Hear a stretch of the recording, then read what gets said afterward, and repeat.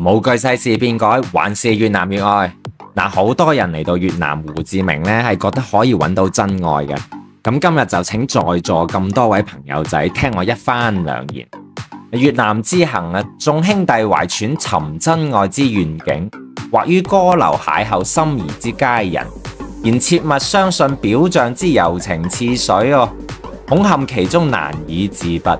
問越南女子啊，但得生計資助，便如影隨形，溫存體貼，令人誤認為係情深意切，實則珠簾不夜，金銀為主，非真心實意。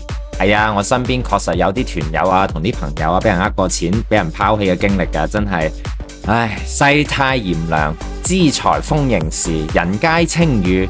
一旦貧窮啊，則無人問津，此乃世情之常。人心之變啊，不可不知。雖一時之情愫，或可銘記於心，仍須謹記啊。人海中相遇，終將歸入人海。莫把短暫之緣當作永恆之約。願君以平常心對待此番經歷。